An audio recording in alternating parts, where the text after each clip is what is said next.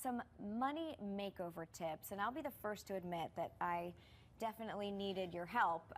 We got together, we kind of went over everything, and hopefully me doing the process with you can help explain to other people some of the issues that I was finding. So let's start by just talking about the first step that everyone should kind of take to make sure that they are in control of their finances. Sure. So when we're talking about cash flow, there are several priorities to start with, Amy. First is to make sure that you're making those minimum debt payments and staying on top of that debt and not getting behind. Secondly, you want to make sure you have enough tucked away in that emergency reserve, so that rainy day fund for the unexpected. And then the third thing you want to think about is at a minimum, putting enough into your 401k to make sure that you are qualifying for any company or employer match that they hopefully are providing.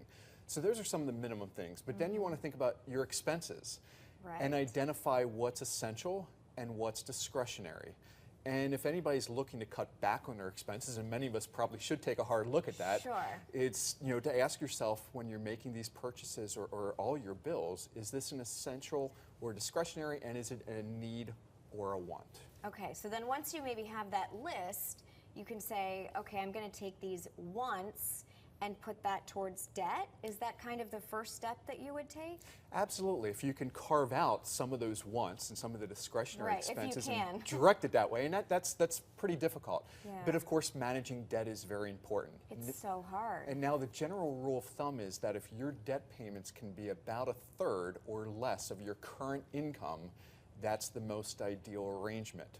Wow. Now, you and I both know that getting into debt is quite easy to do. Oh yeah, you blink and it happens. But getting out of it is very difficult. So if we can somehow come up with that mentality of really only being in debt to have a home, to buy a home, possibly a car, and then also modest student loans if necessary, that's a good mindset to be in and try to get rid of all that extra debt that any of us may have. Now, when you meet with someone, what are some of the things you do to help them and to encourage them to kind of prioritize it, actually follow through on this? I mean, when you do meet with someone, do you check up on them? Do you say, have you taken my advice? Like, what do you do to really, because it can be so overwhelming. I think a lot of people are like, I know I should do this, but I don't really know how to start. Sure, and that can certainly be a challenge, and the folks that our firm works with, we try to hold their feet to the fire as best we can, but they're in control, and it has to be a priority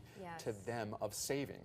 And one of the tips that we always suggest to people in terms of saving is to take advantage of those automatic features that banks and employers almost all have in place now.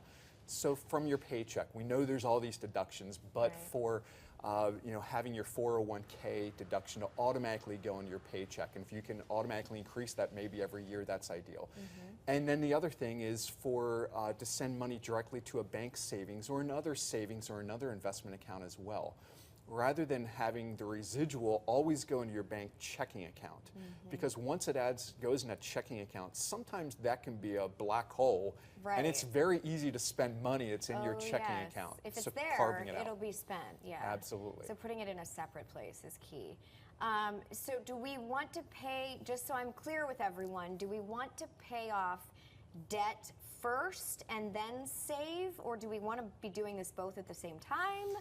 It's a balancing act, and generally, doing both the minimum debt payments, but then tackling that high interest rate debt. And depending on how high of an interest rate it is, want to get rid of that first. That's where you definitely want to get rid of that first. Okay. All right. Well, Tracy, thank you so much for coming on. I know pleasure. I have learned a ton, and we're going to be meeting every so many weeks, right? Yeah, every Wednesday this month. Every Wednesday this month. I knew that. To go over a little bit more of what we discussed and to help you guys out, because I'll tell you what, I learned a lot. So we're going to have all that information on our website, fox43.com. And where can folks find you if they're interested in maybe having a session? Certainly. With offices in Lancaster and Harrisburg, you can check us out at Conrad Siegel Investment Advisors.com. Awesome. Well, thank you so much. We'll see you next week. Thank you. We'll be back after the break.